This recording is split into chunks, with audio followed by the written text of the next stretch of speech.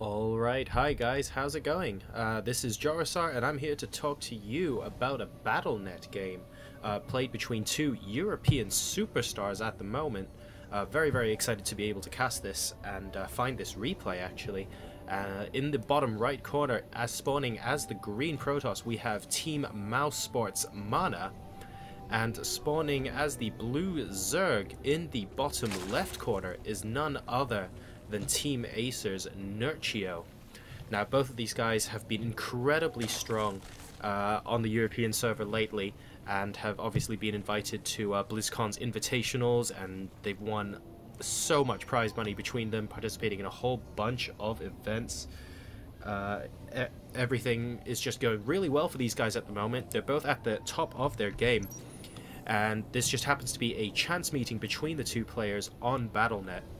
So I'm really looking forward to taking a look at these guys' playstyles and seeing what they end up with. So we do see the pylon on the low ground for MaNa here, and the standard sort of scouting pattern from Nerchio, going to send this Overlord around this way, even though the Protoss cannot spawn here, presumably because he wants to pop by and check for the fourth base. Well, we do see the waypoint eventually getting there, and the third base later on without having to go through the middle of the map where a stalker can actually pick it off. Very nice placement of this Overlord here as well. Just want to make sure that there aren't any sneaky attacks through the back rocks here, or have the Protoss maybe pop in with a Warp Prism a little bit later. The Overlord is going to move in to scout the base though, presumably, as long as this drone gets confirmation that the Protoss is here, which he will do instantly. And it looks like this probe's going to be hanging out here trying to push and expand down. We've got a little bit of mortal combat here as the drone combats the probe. It looks like... Oh, I wasn't really sure who was going to win that one for a second there, but the second probe just kind of sealed the deal. That drone really just trying to delay that expansion going down for as long as possible. And, oh, very nice deny there. But he's also on very low hit points, and the Nexus will eventually go down. So, very nice delaying tactics there from Nerchio. But at the end of the day, MaNa is going to get that Forge expand down, or more appropriately actually Nexus first and then a Forge. That drone does finally go down. So in response to that, I probably expect to see, yep, the hatchery goes down straight away for Nerchio, not even going to wait. And I suspect that because he also saw the Forge, he might actually take a third very quickly as well, because there is very low chance of a Protoss actually doing any sort of early aggression when they open up this way. We have got a couple of lings just being sent in here, just 6 lings to make sure that the wall off is actually complete, and it looks like that's right. It doesn't look like there's going to be any sort of gap. This is a completely sealed wall off, but he is going to force a cancel on this gateway, I think, if that cannon does complete in time. And it looks like that gateway is going to go down. It does get cancelled straight away, but oh no, the other gateway can't get pulled down, and the probes are going to have to be pulled to defend on the ramp here. Very nice positioning from MaNa. He is holding position with his probes at the ramp so that these Zerglings don't actually get up into the mineral line, but he's losing an awful lot of mining time here, and he really needs to chrono boost. There we go. He's going to chrono boost out that first Zealot. We've got 4 probes here keeping the wall off on the ramp. The Zerglings are going to attempt to pop in here, but it looks like the probes have to give way, and the Zerglings do actually get into the mineral line. There are 5 Zerglings, but 2 of them are on not very healthy health bars, so to speak. So probably with good probe micro, this will get picked off, and we do have the attack from the probes. Reasonably nice surround on those Zerglings there. A probe does go down, but it looks like only 1 Zergling is going to get away, and he is going to get promptly picked off by that Zealot. And just as predicted, we do have the third base going down now for Nerchio, who is also droning up like crazy. So it looks like he's well aware that there isn't going to be any sort of aggression coming out of MaNa in this early game, and he's going to be keeping an eye on those bases. This Overlord, meanwhile, continuing its painstaking journey up to the top of the map so that he can come down and scout the third. But maybe he knows a lot more about the timings than I do, actually, but I'm beginning to think that being slow is not actually a bad thing, because by the time the Overlord does actually get to this third base, that might be around the time where Nerchio would be expecting MaNa to take a third. So very, very interesting there. Meanwhile, we do have a double gas finally going down in the main for Nerchio, waiting until now to get that sort of gas up. So it's only at this point he's going to bother teching, again, because he didn't exactly need to rush to any particular unit to fend off an early attack. We've got two Zealots caught in the middle of the map here by a bunch of Zerglings, and it looks like they're going to get sent very properly back to Aya. Zerglings are going to exert some form of map control, although they are slow Zerglings, so they're really not that mobile off creep. Just going to send one to each of the watchtowers, make sure everything is hunky-dory, and possibly send a couple up here just to double check no expansions going down. He's not going to be able to get in here with the wall off, and now the double cannon going down, so we'll have to wait and see. A sentry does pop by as well to make sure that this wall off is secure for now. We have a little bit of chrono boost being saved up here by MaNa, but it looks like he's decided to chrono probes out of it. We're going to have to wait and see if he's going to do some sort of interesting tech switch out of this, or if he's going to chrono that +1 weapons. The second cannon does now go down, and the Overlord has decided it is a good time to pop into the main base. He is going to see the two gateways going down for MaNa here. So reasonably good timing on that Overlord scout. We've got the tickle beam going on from the sentry, and this is going to be a very slow and a very painful death for that Overlord. If we take a quick look, I swear that looks like some sort of Pokemon Bubble kind of attack, and we do have a second sentry joining in the fray. This Overlord is going to get promptly destroyed. One sentry even not bothering anymore, and boom. Oh, that was a very graphic death there. So we have got Lair coming down, as well as a Roach Warren out for Nerchio back in his base. And it looks like he's finally going to go for some tech. We have got Grand Carapace level 1 as opposed to weapons, so he wants to make sure he's adequately defended against those Protoss Pew-Pews of the Stalker and Zealot early game. He hasn't been able to scout any of the tech that MaNa is putting down right yet, though we have got a Twilight Council going down here, as well as moving up to 6 gateways. So it looks like we're going to have some sort of timing attack from MaNa. He has actually got all 4 of his gases, so he's probably going to chrono out that tech as quickly as possible. Ground weapons level 1 is about to finish. Hallucination being researched. It's going to be interesting to see how that works out. And we have also got Blink coming out of the newly created Twilight Council. So all is looking reasonably well. This Overlord has finally made it over to the 3rd base, and he's going to know exactly when, or if actually, MaNa decides to take that base, because it doesn't look like he's currently poised to. He's not sending a probe out or anything.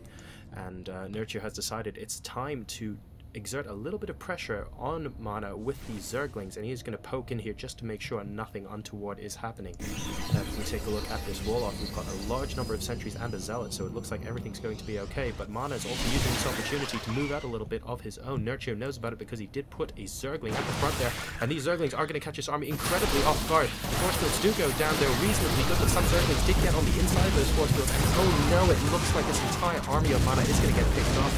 We're going to have to see if Nerchio decides to run in. He does, despite the 2 cannons being there, and a couple of rockets and Zealots being there as well. I'm not sure I like this decision, but he does manage to get into the main, so clearly it's very good. He's going to pop into the mineral line there, take out that cannon, and possibly do a bit of probe harass. I would have liked to see him take out a couple of pylons. This would unpower 2 gateways. The one up here would unpower the Blink, which is incredibly important, and the one here also unpowers the Forge, so it would be incredibly interesting to see if he does any of that. Unfortunately, the Zergling numbers are now dwindling. He decided to pick off the pylon, but that is going to unpower these 2 gateways.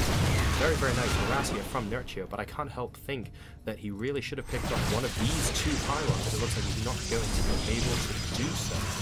So if we take a quick look at the units, so lost track. Looks like we've got 12 probes and counting killed for Nerchio, while only 1 for MaNa. Reasonably successful harass, also unpowering those 2 gateways, but it didn't look like MaNa had any sort of pressing need to use all of his gateways in some sort of death ball push straight away.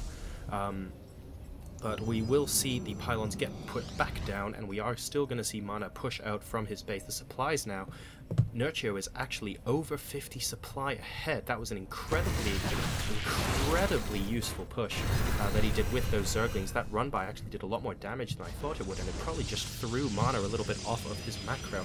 Notice as well, MaNa still isn't thinking about taking a 3rd base, but Nerchio has just about got his 4th up and running with the Queen there as well. So he's just going to transfer some drones and hopefully get that saturated.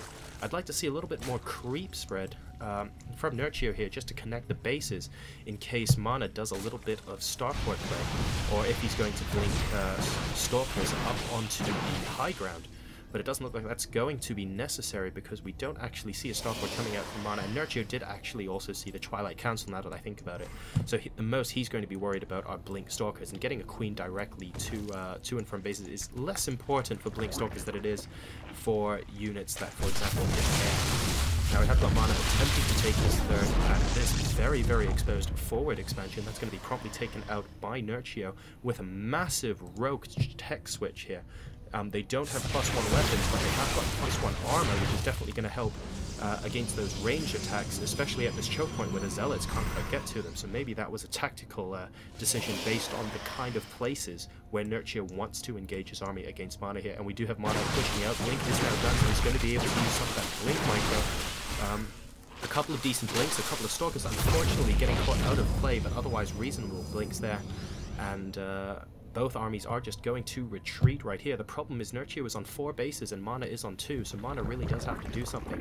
We also see Nerchio now going up to 8 gas, so he's going to be able to tech to Hive and get those Broodlords or Ultralisks or Infestors up reasonably quickly, and we do have that Hive going down for him now. We've also got a I believe Carapace level 2 going down, as well as the pathogen glands upgrade, pardon my French. And yeah, this is all looking pretty strong for Nerchio. We have got another run by. Looks like those forces are going to be incredibly effective, but not before a few units do get in. I can't see another sentry here from MaNa, so it could be problematic.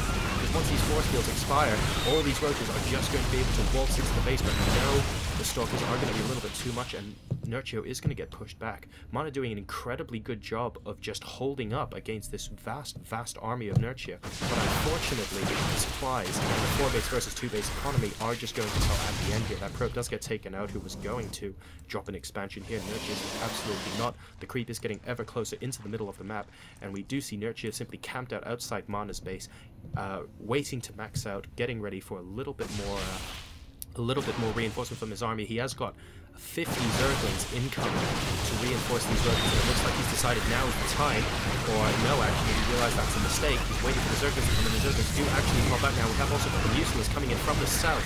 This is going to be incredibly close. Some reasonably good blinks there from MaNa, getting these Stalkers up onto the high ground, minimizing the surface area from these Zerglings. But unfortunately, I don't actually know who won that. Nerchio did seem to get away with a reasonable number of Mutalisks there, but luckily he's now joined by 3 Infestors, and it looks like a couple of good Fungals, because of the difference in economy here, is just going to finish the game. MaNa's once again attempting to move out, really wanting to secure this third base, but I keep thinking that's the wrong base to try and secure. We have got an excellent Fungal on those Stalkers there, and it looks like they're going to very promptly go down. Another Fungal going down on these Stalkers, absolutely unable to make use of Blink, and MaNa does GG and get out of the game. That was an incredibly exciting game, and what I really liked from Nerchio was his fantastic play in making sure that MaNa doesn't get the third base up. He wasn't trying to push in here and go for some sort of death ball. Notice how every time Nerchio pushed in here, he maybe lost like 10 to 20% of his army at most, and there were a couple of times where he could have actually engaged MaNa and he might have won, not really sure, but every time he just chooses to pull back and say, no, look, I'm on 1, 2, 3, 4 bases, you're on 2, I'm making sure you don't expand here, I have an Overlord here that hasn't been touched all game, this Zergling's kind of chilling out, wondering what the hell is going on, you're on a 2-base economy, I'm just going to slowly tech up and crush you, and that's exactly what happened by the end of the game. So very, very good macro play there from Nerchio, a little bit of a passive play there from MaNa, but also note that the way he managed to micro to hold on for so long was also quite impressive. So that was a BattleNet game between these two superstars of EU, and hopefully we'll be seeing some more of them in tournaments at some point in the future. Thank you very much. This is Jorasar signing out.